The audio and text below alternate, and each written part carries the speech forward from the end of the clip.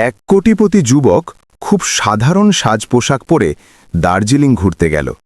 সেখানে এক অহংকারী মেয়ে তাকে গরিব ভেবে খুব অবহেলা আর অপমান করল। যখন তার আসল পরিচয় সামনে এলো তখন মেয়েটি অবাক হয়ে বাকরুদ্ধ হয়ে পড়ল। কাঞ্চনজঙ্ঘার সেই সকালের ঠান্ডা হাওয়া যেন এক অন্যরকম বার্তা বয়ে আনছিল। পাহাড়ের চূড়ায় সাদা কুয়াশার চাদর বিছানো ছিল। প্রকৃতি যেন কোনো গভীর সত্যকে লুকিয়ে রাখার চেষ্টা করছিল। ম্যাল রোডে পর্যটকদের আনাগোনা আস্তে আস্তে বাড়ছিল। কেউ ছবি তোলায় ব্যস্ত ছিল, আবার কোথাও কাঠের দোকান থেকে আসা কফির গন্ধে পরিবেশে এক মিষ্টি আমেজ তৈরি হচ্ছিল। সেই ভিড়ের মাঝে এক যুবক ধীরে ধীরে হেঁটে যাচ্ছিল। সাধারণ পোশাক, পুরনো চটি আর কাঁধে একটা ছোট ব্যাগ। তাকে দেখে যে কেউ একজন সাধারণ পর্যটক বা কোনো ছোট গ্রাম থেকে আসা পথিক বলে ভুল করতে পারত। তার নাম ছিল রায়হান, কিন্তু ভেতরের ছবিটা ছিল একদম আলাদা। রায়হান কোনো সাধারণ ছেলে ছিল না, সে ছিল এক নামকরা শিল্পগোষ্ঠীর উত্তরাধিকারী। এমন এক ব্যক্তিত্ব যার সামনে বড় বড় মানুষরাও সম্মান প্রদর্শন করত। অঢেল সম্পদ, রাজপ্রাসাদের মতো বাড়ি আর দামি গাড়ি সবই তার ছিল। তবুও আজ সে এখানে ছিল একদম সাধারণ বেশে। কারণ সে দেখতে চেয়েছিল সমাজ আসলে মানুষকে কিভাবে বিচার করে, তাদের ভেতরের গুণ দেখে নয়, বরং তাদের পোশাক আর সামাজিক প্রতিপত্তি দেখে। আজ কেউ আমাকে আমার বংশ পরিচয় চিনবে না, রায়হান মনে মনে ঠিক করল এবং মৃদু হেসে পথ চলতে লাগল। অদূরেই একটি দামি গাড়ি ম্যালের প্রবেশদ্বারে এসে থামল। সেখান থেকে এক রূপসী তরুণী নামল। পরিপাটি পোশাক, দামি রোদ চশমা আর চলনে আভিজাত্যের ছাপ। তার নাম ছিল অনন্যা। অনন্যা ছিল এক প্রভাবশালী পরিবারের আদরের মেয়ে। ছোটবেলা থেকেই সে বিলাসিতার মধ্যে বড় হয়েছে। টাকা, শখ আর আভিজাত্য সবই তার হাতের মুঠোয় ছিল, যার ফলে তার মধ্যে প্রচণ্ড অহংকার জন্মেছিল। বাবা, আমি এখানে ছুটি কাটাতে এসেছি, দয়া করে কাজের কথা বলে বিরক্ত করবেন না। অনন্যা রুক্ষ স্বরে ফোনে কথা বলে লাইন কেটে দিল। সে তার বান্ধবীকে নিয়ে হাসাহাসি করতে করতে ম্যালের দিকে এগিয়ে চলল। তখন রায়হান একটি ছোট দোকানের পাশে দাঁড়িয়ে মাটির ভাঁড়ে চা খাচ্ছিল। ঠান্ডা হাওয়ায় গরম চায়ের স্বাদ ছিল অসাধারণ। ঠিক তখনই অনন্যা আর তার বান্ধবী সেখানে এসে হাজির হল। অনন্যার নজর রায়হানের উপর পড়ল। সে অবজ্ঞার সাথে রায়হানকে উপর থেকে নিচ পর্যন্ত দেখল। সাধারণ পোশাক আর সাধারণ চেহারা দেখে তার মুখে বিদ্রুপের হাসি ফুটে উঠল। দেখতো, কিছু নিচু স্তরের মানুষও এখানে চলে আসে কোনো আভিজাত্য ছাড়াই। অনন্যা নিচু স্বরে এমনভাবে বলল যাতে রায়হানের কানে যায়। রায়হান এক মুহূর্তের জন্য তার দিকে তাকালো, কিন্তু কিছু বলল না। তার বান্ধবীও উপহাস করে বলল, সত্যি, এই মানুষগুলো সুন্দর দৃশ্যগুলোকেও নষ্ট করে দেয়। রায়হান চুপচাপ চা শেষ করে দাম মিটিয়ে চলে যেতে চাইল। ঠিক সেই মুহূর্তে অনন্যা ইচ্ছা করে নিজের হাতের কফির কাপটা একটু হেলিয়ে দিল এবং তার সরাসরি রায়হানের পাঞ্জাবিতে গিয়ে পড়ল। ও সরি, অনন্যা বলল, কিন্তু তার গলায় বিন্দুমাত্র দুঃখ ছিল না। রায়হান নিজের পোশাকের দিকে তাকালো। কফির গাঢ় দাগ স্পষ্ট দেখা যাচ্ছিল। কোনো ব্যাপার না, রায়হান শান্ত গলায় উত্তর দিল। তার এই শান্ত থাকাটা অনন্যার বিরক্তির কারণ হয়ে দাঁড়াল। তোমার কি চোখে দেখা নেই? তোমাদের মতো লোকেদের জন্য এখানে কোনো জায়গা নেই, অনন্যা অহংকারের সাথে বলল। রায়হান তার চোখের দিকে তাকালো এবং কিছুক্ষণের জন্য দুজনের চোখাচোখি হল। জায়গা সবারই থাকে, তফাৎ শুধু চিন্তা ভাবনায়, রায়হান ধীর লয়ে বলল। অনন্যা কিছুটা অবাক হলেও পরক্ষণেই হেসে উঠল। ওহ, দয়া করে থামো, এই জ্ঞানের কথা অন্য কোথাও গিয়ে বলো, আমার সাথে কথা বলার যোগ্যতা তোমার নেই। এই কথা শুনে আশেপাশের মানুষ থমকে দাঁড়াল। রায়হানির মুখে কোনো রাগ ছিল না, ছিল শুধু এক শান্ত হাসি। যোগ্যতা, এই শব্দটা মানুষ তখন ব্যবহার করে যখন তাদের নিজের পরিচয়ের ওপর ভরসা থাকে না। রায়হান এই বলে সেখান থেকে চলে গেল। অনন্যা স্তব্ধ হয়ে দাঁড়িয়ে রইল। সে বুঝতে পারল না কিভাবে এক সাধারণ ছেলে এত শান্তভাবে এমন কড়া কথা বলে গেল। অদ্ভুত মানুষ, সে মনে মনে বলল এবং তাকে পাত্তা না দিয়ে চলে গেল। রাত নামলে দার্জিলিং শহর আলোয় ঝলমল করে উঠল এবং শীত আরও বেড়ে গেল। রায়হান একটি ছোট সাধারণ হোটেলে গিয়ে উঠল। সাধারণ এক ঘর, কোনো জাঁকজমক নেই। স্যার, আপনার ঘর তৈরি আছে, হোটেলের লোকটা বিনীতভাবে জানালো। রায়হান মাথা নেড়ে চাবিটা নিয়ে নিল। ঘরে ঢুকে সে তার ব্যাগটা রাখল এবং জানালার পাশে গিয়ে দাঁড়াল। বাইরে পাহাড়ের দৃশ্য ছিল অপূর্ব, কিন্তু তার মাথায় শুধু একটি চেহারাই ঘুরছিল, অনন্যা। মানুষ শুধু পোশাক দেখে কত দ্রুত বদলে যায়, রায়হান মনে মনে বলল। তবে তার মনে কোনো দুঃখ ছিল না, বরং একটা গোপন পরিকল্পনা ছিল। এটা তো মাত্র শুরু, সে মৃদু হেসে ভাবল। অন্যদিকে অনন্যা এক 5 স্টার হোটেলের বিলাসবহুল ঘরে বসেছিল। তার বান্ধবী ঘুমিয়ে পড়লেও অনন্যার মাথায় সেই ছেলেটির কথাই ঘুরছিল। ছেলেটা অদ্ভুত ছিল, কিন্তু তার আত্মবিশ্বাস ছিল দেখার মতো। সে ভাবল এর আগে তাকে কেউ এইভাবে পাল্টা জবাব দেয়নি। ভয় না পেয়ে মাথা নত না করে কথা বলাটা তাকে বারবার অস্বস্তিতে ফেলছিল। পরের দিন সকালে রায়হান আবার ম্যালের দিকে বেরোল। তবে এবার পরিস্থিতি অন্যরকম হতে যাচ্ছিল এবং হয়তো অনন্যার জীবনও বদলে যেতে চলেছিল। ভোরের কাঁচা রোদ পাহাড়ের গায়ে সোনালি আভা ছড়াচ্ছিল। ঠান্ডা ভাব থাকলেও রোদের তেজ ছিল আরামদায়ক। ম্যালের ভিড় ধীরে ধীরে বাড়তে শুরু করেছিল। রায়হান আজও সেই সাধারণ পোশাকেই বাইরে বেরোল। সাধারণ শার্ট, জিন্স আর সেই ছোট ব্যাগটা সাথে ছিল। কিন্তু আজ তার চোখে মুখে এক অন্যরকম তেজ ছিল, যেন সে জানে আজ বিশেষ কিছু হতে চলেছে। সে হাঁটতে হাঁটতে এক ছোট বইয়ের দোকানের সামনে গিয়ে থামল। জ্ঞানতৃষ্ণাই ছিল তার আসল পরিচয়, যা টাকার চেয়ে অনেক ওপরে ছিল। ওদিকে অনন্যা ওরাজ ঘুরতে বেরোল, কিন্তু তার মনে এক অদ্ভুত অস্থিরতা কাজ করছিল। সে নিজেকে বোঝাচ্ছিল যে সেই সাধারণ ছেলেটিকে নিয়ে তার কিছু যায় আসে না, কিন্তু আসল সত্য ছিল অন্য কিছু। চল, আজ নতুন কিছু করি, তার বান্ধবী বলল। অনন্যা উত্তর দিল, কিন্তু তার মন ছিল অন্য কোথাও।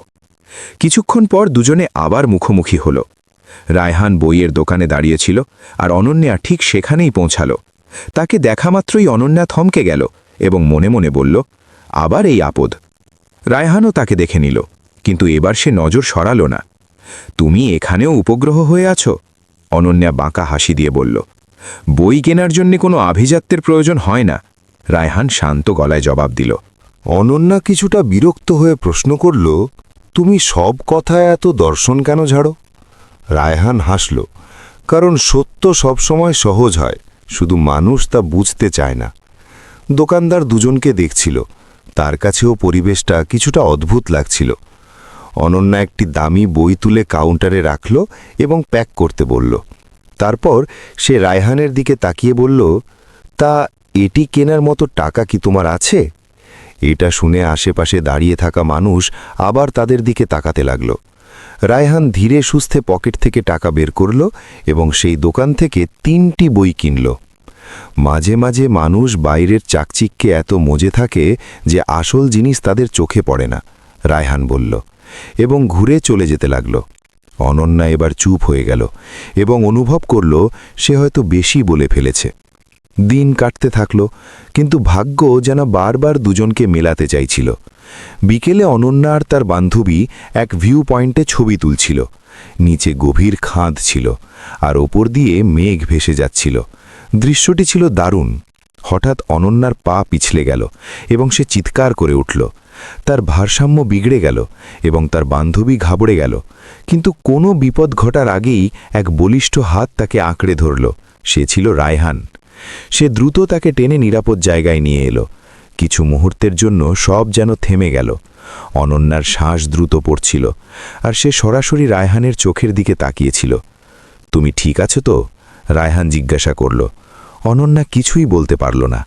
প্রথমবার সে সেই সাধারণ ছেলেটির জন্য ভয় পেয়েছিল। যদি আমি না থাকতাম তবে? রায়হান কথাটি শেষ করল না। অনন্যা ধীরে ধীরে নিজের হাত ছাড়িয়ে নিল এবং ক্ষীণ স্বরে বলল, ধন্যবাদ। তার গলায় এবার অহংকার ছিল না, ছিল কৃতজ্ঞতা। সেই দিনের পর থেকে সব কিছু বদলে গেল। অনন্যা এখন রায়হানকে শুধু এক গরিব ছেলে ভাবছিল না। তার মনে প্রশ্ন জাগল, এই ছেলেটি আসলে কে? এত শান্ত আর আত্মবিশ্বাসী কিভাবে থাকে? পরের দিন অনন্যা একাই সেই জায়গায় গেল যেখানে রায়হানের সাথে দেখা হয়েছিল। আর ঠিক তাই হলো, রায়হান সেখানেই ছিল। তুমি কি আমার পিছু নিচ্ছ নাকি আমি তোমার? অনন্যা হালকা মজা করে বলল। রায়হান হাসল। হয়তো ভাগ্য আমাদের বারবার মেলাচ্ছে। অনন্যা প্রথমবার হাসল এবং বলল, তুমি অদ্ভুত। আর তুমি? রায়হান জিজ্ঞাসা করল। অনন্যা কিছুক্ষণের জন্য চুপ থাকল এবং বলল, হয়তো আমিও। দুজনে একসাথে বসল, এবার কোনো ঝগড়া ছাড়াই। তুমি করো কি? অনন্যা জানতে চাইল। রায়হান তার দিকে তাকিয়ে হাসল এবং বলল, আমি মানুষকে বোঝার চেষ্টা করি। মানে?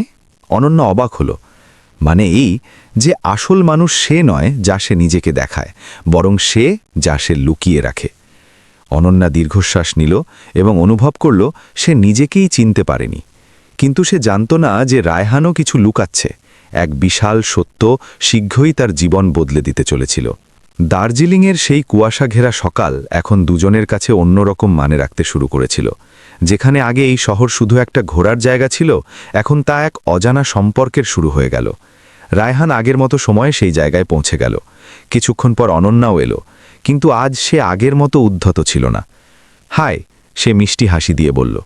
রায়হান বই বন্ধ করল এবং দুজনে কিছুক্ষণ চুপ থাকল।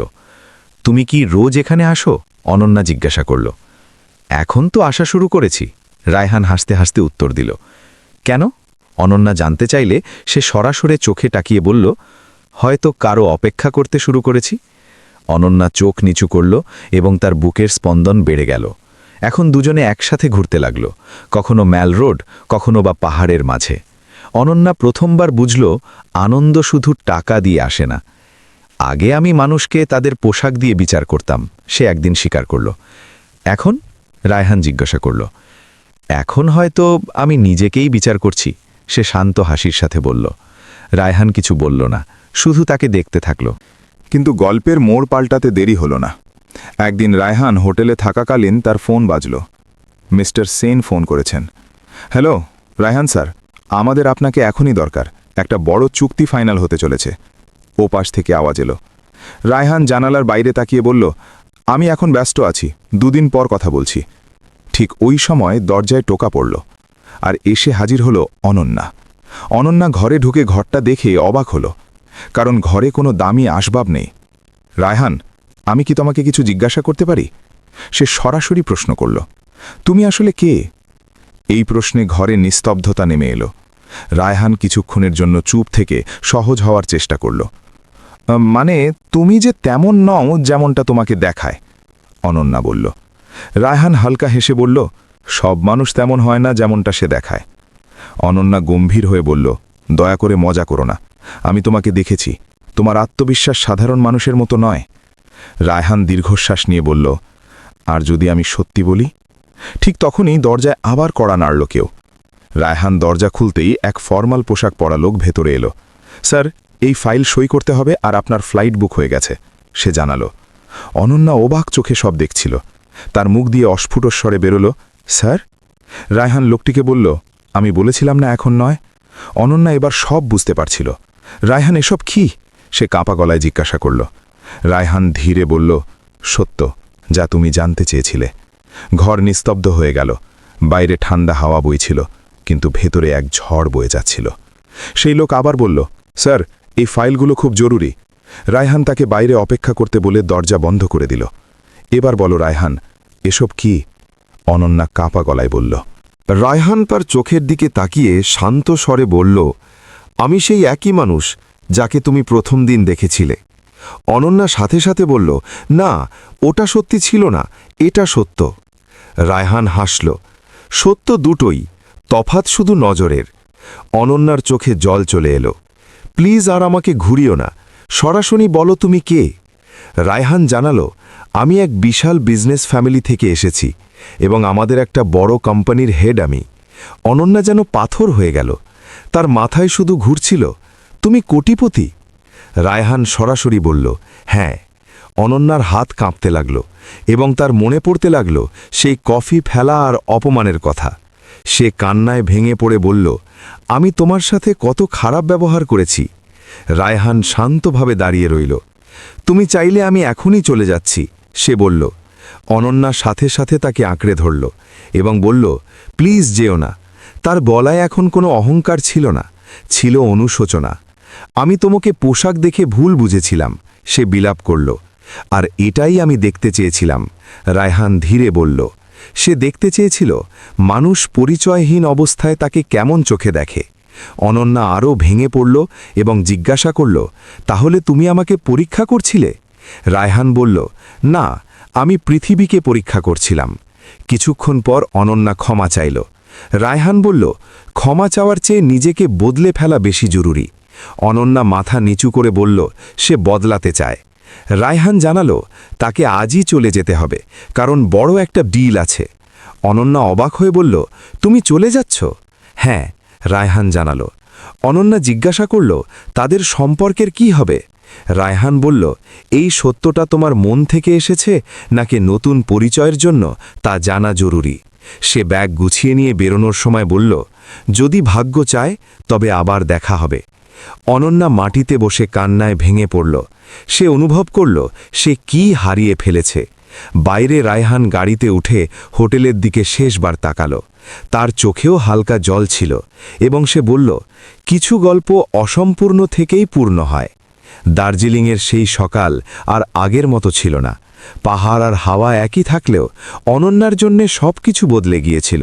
সে রোজ সেই জায়গায় যেত যেখানে তারা একসাথে বসেছিল, কিন্তু এখন সেখানে শুধু নীরবতা। সে ভাবল, এটাই তার অহংকারের শাস্তি। কিছুদিন পর অনন্যা নিজের শহরে ফিরে এলো। এখন সে মানুষকে পোশাক দেখে নয়, মন দেখে বিচার করে। একদিন তার বাবা তাকে এক বড় মিটিংয়ে যেতে বললেন। তিনি চাইলেন অনন্যা ব্যবসা শিখুক। অনন্যা কোনো চিন্তা না করেই রাজি হয়ে গেল। এক বিশাল অফিসের সামনে গাড়ি থামল। অনন্যা বাবার সাথে ভেতরে গেল, যেখানে সব পেশাদার পরিবেশ ছিল। তার বাবা বললেন, কোম্পানিটি খুব শক্তিশালী। মিটিং রুমের দরজা খুলতেই অনন্যার বুক কেঁপে উঠল। সামনে রায়হান বসা। এবার সে সাধারণ পোশাকে নয়, দামি স্যুটে বসেছিল। সবাই তাকে স্যার বলে ডাকছিল। অনন্যার মুখ দিয়ে শুধু বেরোল, রায়হান। রায়হান তার দিকে তাকালো, কিন্তু এমন ভাব করল যেন সে তাকে চেনে না। অনন্যার মন ভেঙে যাচ্ছিল। মিটিং শুরু হলে অনন্যা চুপচাপ শুধু রায়হানকে দেখছিল। মিটিং শেষে সবাই বেরোতে শুরু করলে রায়হান তাকে ডাকল। কেমন আছো? সে জিজ্ঞাসা করল। অনন্যা নিজেকে সামলে নিয়ে বলল, সে ভালো আছে। তুমি বদলে গেছ, রায়হান বলল। অনন্যা মাথা নিচু করে নিজের ভুল স্বীকার করল। সে বলল, এখন সে কাউকে পোশাক দেখে বিচার করে না। যদি আজ তুমি আবার সাধারণ পোশাকেও আসো, তবু আমি তোমাকে চিনে নেব, সে বলল। রায়হান হাসল এবং জিজ্ঞাসা করল, তাহলে কি আমাকে চিনে নিয়েছ? অনন্যা জানালো, সে তাকে সেই দিনই চিনেছিল যেদিন সে তার প্রাণ বাঁচিয়েছিল। রায়হান তার হাত ধরে বলল, আমাদের মধ্যে যা ছিল তা কি সত্যি ছিল? অনন্যা বলল, পরিচয়ের বাইরেও সে তাকে ভালোবেসেছিল এবং আজও সেই একই অনুভব করে। রায়হান তার হাত ধরল এবং দুজনে হাসল। তাহলে কি গল্প শেষ? অনন্যা জিজ্ঞাসা করল। রায়হান হাসল এবং বলল, না, এটা তো কেবল শুরু। বাইরে সূর্য চকচক করছিল এবং তারা নতুন জীবনের পথে এগিয়ে গেল। এই গল্প আমাদের শেখায় যে মানুষের পরিচয় তার সম্পত্তিতে নয়, তার ব্যবহারে। রায়হান আর অনন্যার কাহিনী শুরু হয়েছিল ভুল দিয়ে, কিন্তু শেষ হলো উপলব্ধিতে। পোশাক দেখে কাউকে ছোট করবেন না, কারণ প্রতিটি সাধারণ মানুষের ভেতরেও কোনো অসাধারণ গল্প থাকতে পারে।